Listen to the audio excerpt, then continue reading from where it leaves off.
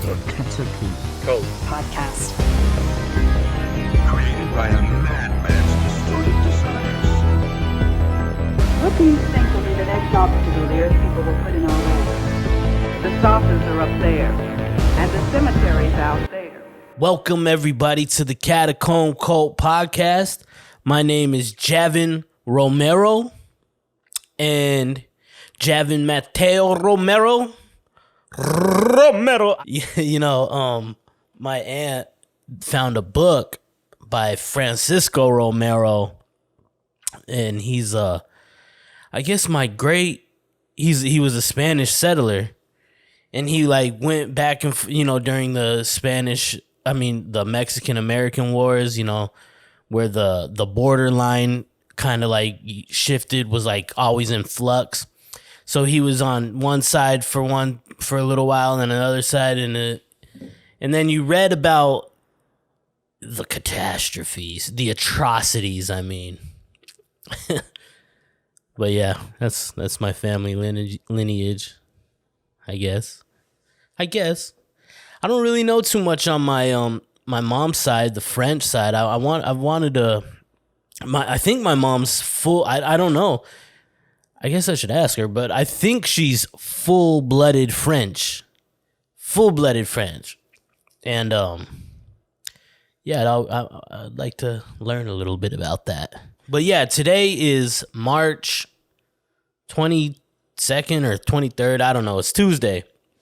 And I don't have an episode for tomorrow. I usually release on Wednesday, but I didn't have time to edit stuff. And I had a dope episode with a friend of mine and model and YouTuber named Liddy Kitty. Her real name's Rebecca.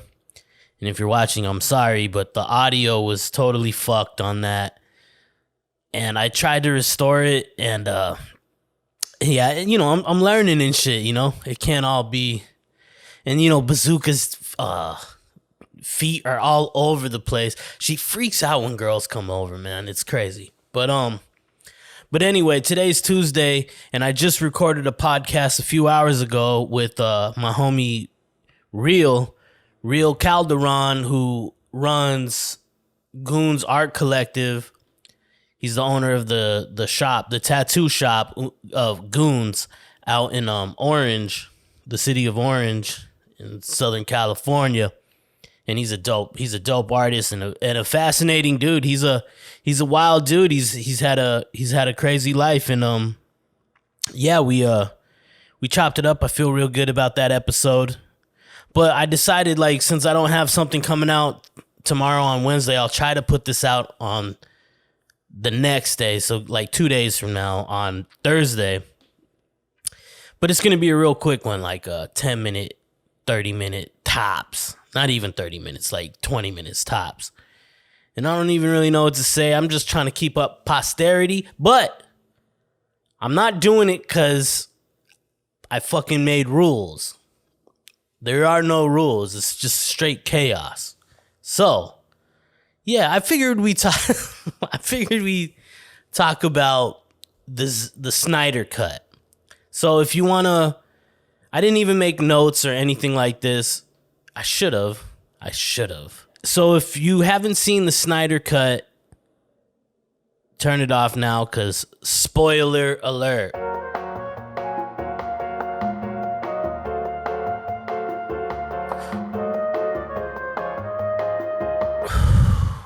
God damn, I can't even hold my breath like that. Got my mala beads. I don't know how they say it, but my homegirl made these.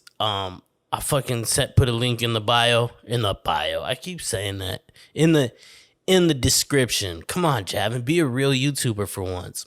But yeah, I watched the fucking Avengers Justice League 4-hour fucking epic. That's another thing. Epic, people misuse the term epic. They're like, oh shit, that was epic. Meaning that was insane, that was great. That's not what epic means. It means long. Let me make sure.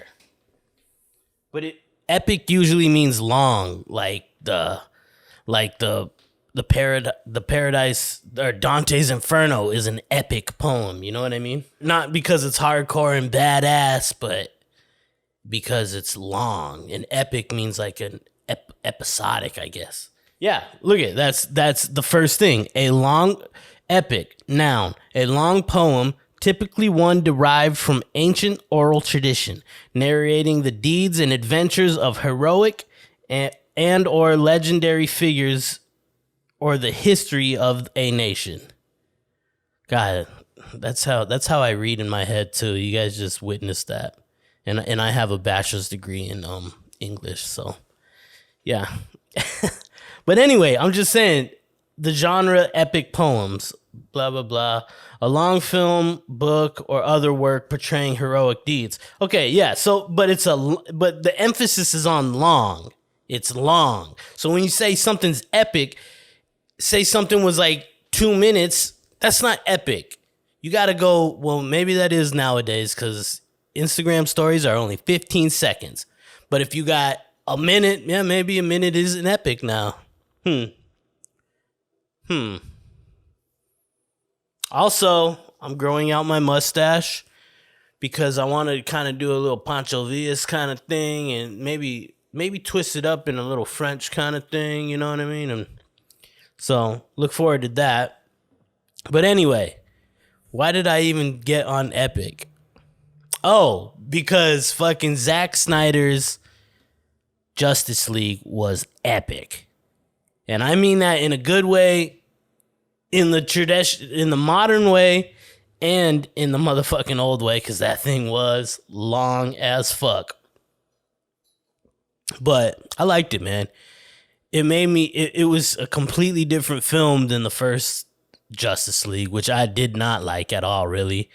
I don't like when it's just fucking punching, where Superman's just punching another bad guy through 10 buildings and just punching, boom, boom, boom, boom, and they're just flying through buildings. Like, it's like, does that even hurt you? Like, why am I even watching it? It doesn't look like it hurts you. You get right back up and punch him just as hard across the 10 fucking building or 10 block fucking city. You know what I mean? It's like, this doesn't look like it has any consequence at all getting hit. You know, but anyway, I don't like all that shit.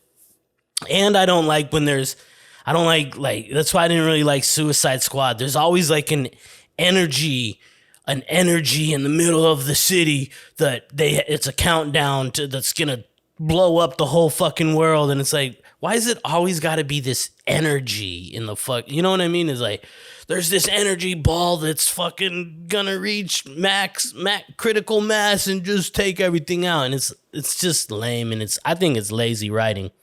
That's why The Dark Knight was so fucking dope, because, you know, it wasn't any of that. It was this consequence. All the consequences were in this little, you know, Gotham City. It wasn't like a worldwide phenomena.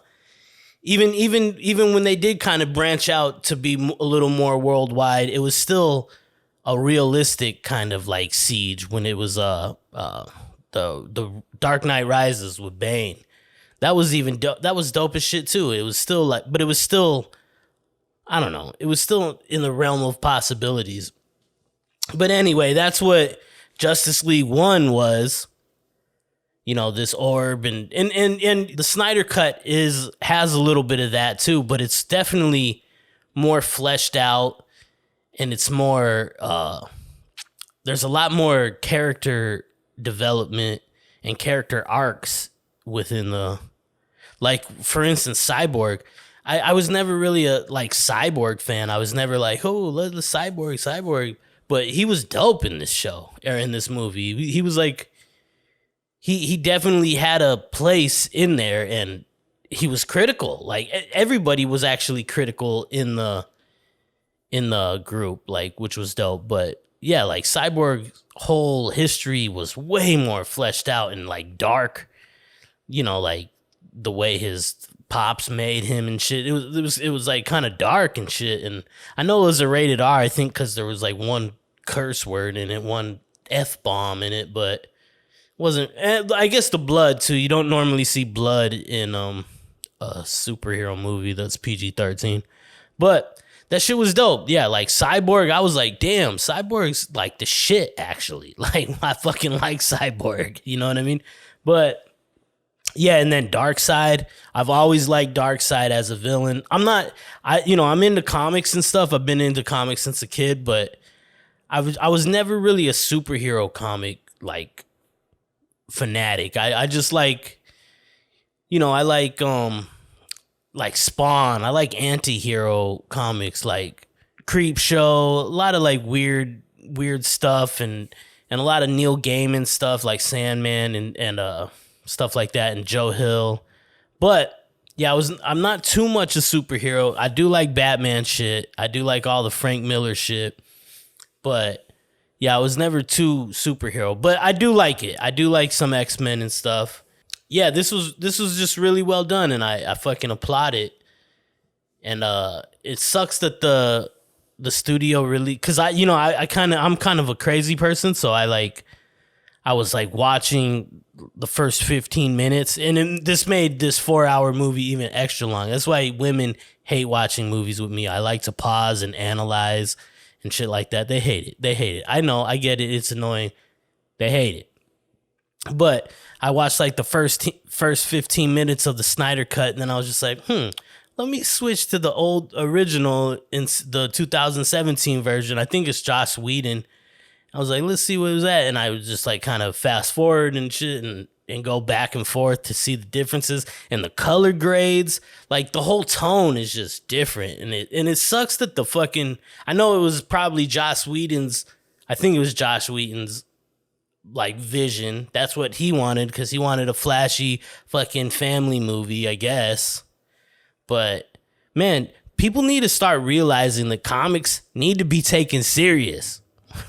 But I don't mean serious like look at Deadpool, for instance. Deadpool 1 was a hard R rating.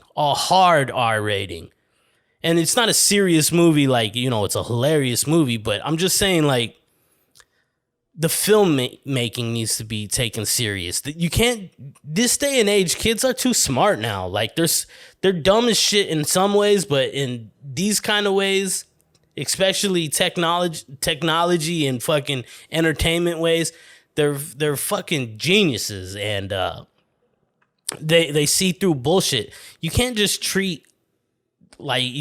use the same tropes that worked in 1995 when you made fucking Shaquille O'Neal Steel. Remember that movie Steel or whatever? I mean, the lines in that are some of the cheesiest shit ever made. And I'm not faulting Shaquille. He didn't write the movie, but I'm just saying, like, I like Shaquille O'Neal. He's funny as hell. But like, I'm just saying, like, that kind of stuff doesn't fly anymore. Kids would be like, yo, this is stupid.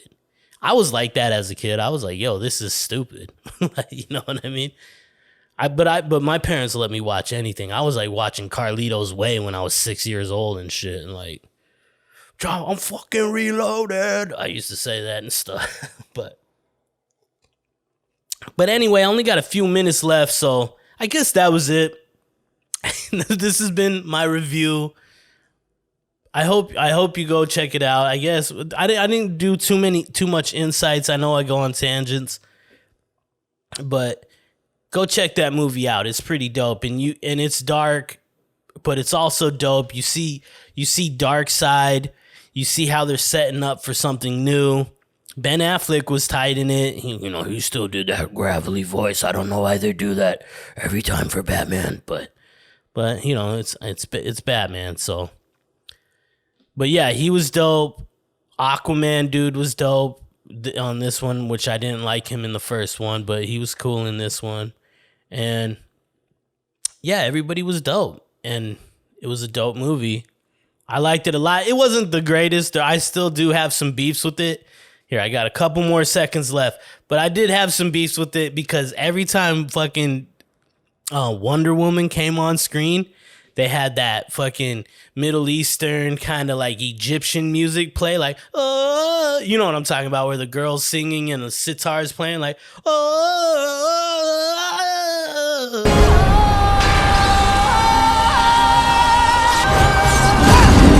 you know what I mean? And I'm not joking. every time she appeared on screen, doing something badass, you know, not just like her talking, but even sometimes when she was just talking. But every time they cut to her, it was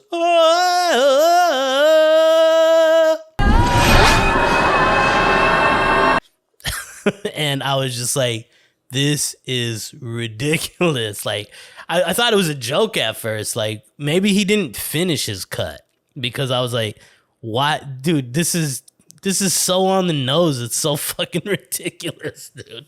But that was one of my gripes. I did have a few other things, but they don't really matter. It was a dope movie. It was a dope movie. Way miles beyond Josh Whedon, or whoever did the first one. I don't even know if it was him, but miles beyond the 2017. And go check that shit out.